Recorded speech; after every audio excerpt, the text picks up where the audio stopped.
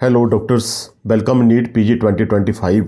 जो NEET PG 2025 का जो ऑल इंडिया कोटा का जो ज्वाइनिंग प्रोसेस है वो कंटिन्यू है और ज्वाइनिंग है वो 25 तक जो ज्वाइनिंग लास्ट डेट है उसके साथ साथ जो स्टेट्स की जो ज्वाइनिंग है वो बाई 30 जो दिसंबर है।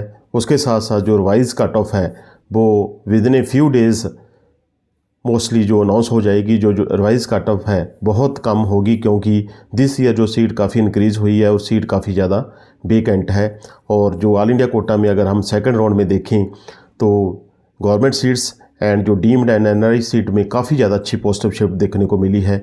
और उसके साथ साथ राउंड 3 भी काफ़ी और अच्छा होने वाला है। और स्टेट के जो राउंड 2 है उनका भी प्रोसेस स्टार्ट है। और राउंड 2 जैसे कि कल जो यूपी का रिजल्ट आया काफ़ी अच्छी पॉजिटिव शिफ्ट रही। बहुत स्टूडेंट्स को जिन्हें बिल्कुल उम्मीद नहीं थी उन्हें भी एडमिशन मिली।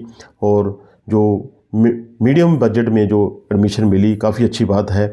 मैं यही उन स्टूडेंट्स को यही कहूँगा कि ज्वाइन कीजिए और अपग्रेडेशन डालिए। अगर आप इधर उधर मूव करेंगे तो फिर आपके जो सिक्योरिटी लॉस काफ़ी ज़्यादा होगा। और उसके साथ साथ जो आज है उत्तराखंड का जो रिजल्ट आएगा उसमें भी नॉर्थ के काफ़ी स्टूडेंट्स हैं जो इंटरेस्ट रखते हैं। जो हरियाणा का जो seat matrix revise seat matrix जो रिलीज़ हुआ उसमें जो न्यू कॉलेज है जो मौलाना का वो उसका भी सीट मैट्रिक्स आया। और चंडीगढ़ में जो सीट मैट्रिक्स आया और चंडीगढ़ में जो चॉइस लॉकिंग करना ज़रूरी है उसके साथ साथ यूपी में भी चॉइस लॉक करना बहुत ज़रूरी है। अदरवाइज़ आपकी चॉइसेस नील एंड वैड हो जाएगी।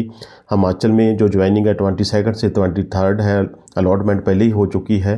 और तमिलनाडु की जो रजिस्ट्रेशन है वो क्लोज हो चुकी है, परंतु जो उनकी चॉइस फिलिंग है वो 21 तक है 6 PM तक। और झारखंड का जो सीट मैट्रिक्स अनाउंस हुआ, एमपी का मेरिट लिस्ट आया, सीट मैट्रिक्स आया, फीस स्ट्रक्चर आया, त्रिपुरा का जो मेरिट लिस्ट आया। और जो तमिलनाडु का चॉइस फिलिंग है वो 22 तक 11 AM तक किया गया। केरला का जो अलॉटमेंट आया राउंड 2 का उसके साथ साथ मैं यही कहूँगा कि ये अच्छा समय है कि आप जो एक अच्छे बेस से जो चॉइस फिलिंग करें। और जो लास्ट ईयर के पैटर्न को छोड़कर जो राउंड 1 था जहां राउंड 2 ऑल इंडिया कोटा का है उसको देखकर कितनी सीट इंक्रीज़ हुई है, किस स्टेट में कितनी हुई है, उसको देखकर आप चॉइस फिलिंग करें। अगर आप प्राइवेट में जाना चाहते हैं तो आपके जो बजट के में वो कॉलेज है वो ऐड कीजिए, मैक्सिमम चॉइसेस फिलिंग में ऐड कीजिए तो आपको सीट मिल सके। और रिवाइज कट ऑफ भी मैंने पहले भी बताया भी बहुत जल्द जो रिवाइज कट ऑफ है with in few days announce होने वाली है। और जो रिवाइज कट ऑफ है बहुत कम रहने वाली है, उसमें सभी स्टूडेंट्स जो ऑब्जर्व होंगे। एनआरआई कोटे का भी दिस ईयर जो काफ़ी ज़्यादा अच्छी पॉजिटिव शिफ्ट मिली, डीम्ड में बहुत ज़्यादा पॉजिटिव शिफ्ट मिली बहुत स्टूडेंट्स को जिन्हें बिल्कुल उम्मीद नहीं थी उन्हें जो सीट मिली, जो कि मेजर कारण यही है सीट इंक्रीज़ होना। उसके अलावा जो फीस इंक्रीज़ होना उसका भी मेजर कारण है। और यूपी का पहले ही जो सेकंड राउंड का रिजल्ट है काफ़ी अच्छा पॉजिटिव रहा है। और उसके बाद बिहार कर्नाटका पेंडिंग है, वहाँ पर भी अच्छी पॉजिटिव शिफ्ट मिलने के चांसेस हैं। मैं यही कहूँगा कि जो भी अपनी चॉइस फिलिंग करनी है वो स्मार्ट वे करिए, प्रॉपर वे करिए, अच्छी तरह जो भी maths and D maths college के सब कुछ चेक करने के बाद जो करिए कि कौन सा कॉलेज आपने लेना है कौन सा नहीं लेना है। उसका आपको प्रॉपर स्ट्रक्चर मालूम होना चाहिए कि कॉलेज की क्या पोजीशन है, ओपीडी कितनी है, उसमें फैकल्टी कैसा है, और जिस ब्रांच में आप जा रहे हैं उसमें कोई टॉक्सिसिटी तो नहीं है, स्टाइफंड कितना है, फीस स्ट्रक्चर कितना है, हिडन चार्ज तो नहीं है, सिक्योरिटी अमाउंट जहाँ कोई जो बॉन्ड तो नहीं है, उसके अलावा जो मोस्टली हॉस्टल एमएस चार्जेस कितने हैं, उसकी लोकेलिटी कहाँ है।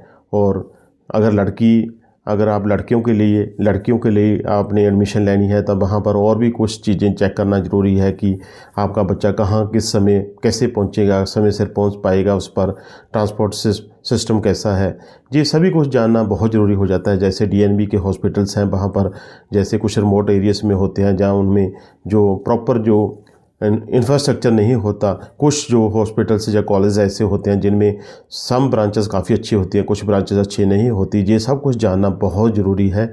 और प्रॉपर फीस स्ट्रक्चर जानिए और वो फीस स्ट्रक्चर जानिए जो प्रॉपर इन रिटर्न में हो। अगर ऐसी बात हम कहीं भी गूगल में सर्च करके देख रहे हैं वो मत करना और किसी पर भी रिलाई मत करना। कोई आपको सीट नहीं दिला सकता, जो भी सीट मिलेगी आपके रैंक की बेसिस मिलेगी। मैं यही कहूँगा कि इस बार अच्छा मौका है, मैक्सिमम स्टूडेंट ऑब्जर्व हो सकते हैं क्योंकि आईएनसीटी का भी राउंड 3 पर इफेक्ट पड़ेगा क्योंकि राउंड राउंड 3 से पहले जो INCT का फर्स्ट राउंड कंप्लीट हो जाएगा। उसके साथ साथ जो सीट इंक्रीज़ हुई है, कुछ सीट जो स्टेट्स की है जो राउंड 2 में इंक्रीज़ हो चुकी है, कुछ राउंड 3 में होगी। उसी तरह कुछ सीट जो रहती है वो भी राउंड 3 में ऑल इंडिया कोटा की भी इंक्रीज़ होगी। उसके साथ साथ बहुत अच्छे राउंड रहने वाले हैं। मैं यही कहूँगा कि प्रॉपर वे चॉइस फिलिंग करें, स्मार्ट वे चॉइस फिलिंग करें, ताकि जो दिस ईयर आप एडजस्ट हो सकें। नेक्स्ट ईयर के बारे में मत सोचो। आपके बजट के मुताबिक, आपके रैंक के मुताबिक अगर आप चलेंगे, आपकी ब्रांच के मुताबिक आपको 100% कॉलेज मिलेगा। थैंक यू दोस्तों, मिलते हैं।